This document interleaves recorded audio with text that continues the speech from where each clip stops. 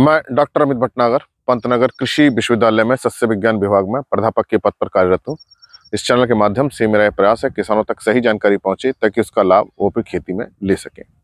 इसके लिए मैंने एक अलग से प्लेलिस्ट बनाई है कृषि किसान, जिसमें मैं हिंदी में चर्चा करता हूँ और ये प्लेलिस्ट खास तौर से किसान भाइयों के लिए है।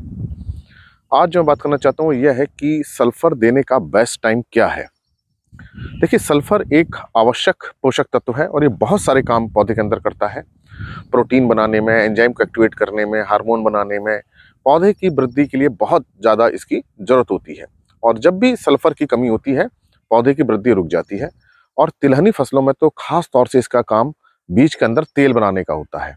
तो जो ऑयल कंटेंट होता है, चाहे वो सरसों का हो, मूंगफली का हो, चाहे सोयाबीन का हो, उसके अंदर जो तेल की मात्रा बढ़ती है वो सल्फर से बढ़ती है। तो सल्फर सभी के लिए चाहिए, चाहे दलहनी फसल है, तिलहनी फसल है, चाहे अनाज वाली फसल है। सल्फर देना बहुत जरूरी है और खास तौर से इसकी बहुत ज्यादा जरूरत होती है तिलहनी फसलों को, जो तेल वाली फसलें हैं। जो इसके देने का सही समय है वो बुआई है। जब हम बुआई के समय इसको दें तभी इसके हमें अच्छे रिजल्ट्स मिलते हैं। लेकिन जो सल्फर आता है, बेंटोनाइट सल्फर, उसको हमें थोड़ा सा इसका देने का समय थोड़ा सा पहले रखना चाहिए। बेंटोनाइट सल्फर में जो सल्फर होता है वो एस फॉर्म में होता है, सल्फर के रूप में होता है, जबकि पौधे जो लेते हैं सल्फर को सल्फेट के रूप में लेते हैं। तो अगर बेंटोनाइट सल्फर को हम मिट्टी में डालेंगे और हमने यहाँ डाला बुआई के समय, तो वो बेंटोनाइट सल्फर धीरे धीरे घुलेगा पानी के अंदर और उसके ऊपर सूक्ष्म जीव काम करते हैं, बैक्टीरिया होते हैं सल्फर वाले, नमी मिलेगी और सल्फर वाले बैक्टीरिया उस पर काम करेंगे, तब वो सल्फर सल्फेट में बदलेगा। और जब ये सल्फर सल्फेट में बदलता है तभी जड़ें इसको ले पाती हैं। तो सल्फर के साथ एक खास बात यह है कि इसको जड़ें तभी लेंगी जब ये सल्फेट के रूप में होगा। ये सल्फेट आयन रूप होता है।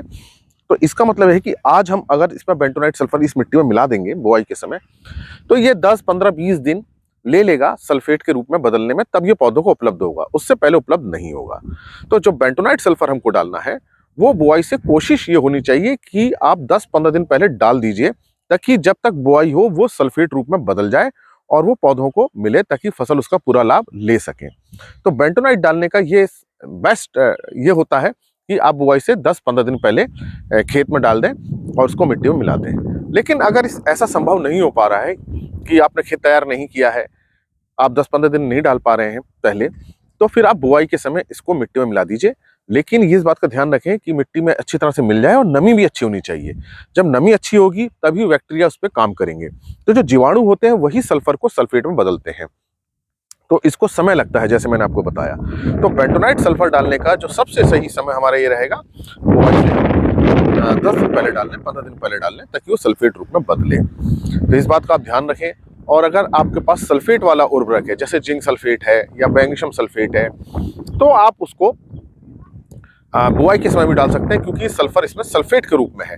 तो जिन उर्वरकों में सल्फर सल्फेट के रूप में होता है, आप उसको बुआई के समय डाल दें, कोई दिक्कत नहीं, क्योंकि जैसे ही पानी में घुलेगा जड़ उसको लेना शुरू कर देंगी, क्योंकि यहाँ सल्फेट रूप में रहता ही है खाद के अंदर। लेकिन जो बेंटोनाइट सल्फर है, बार बार मैं इस बात को दोहरा रहा हूँ, बेंटोनाइट सल्फर जो होता है मिट्टी में डालने के बाद सल्फेट में बदलता है, तब पौधों की जड़ों को मिलता है। तो इसलिए कोशिश हमारी ये होनी चाहिए कि हम बुआई से कुछ दिन पहले उसको डाल दें। अगर माना आप नहीं डाल पा रहे हैं तो उसको फिर आप बुआई के समय दें।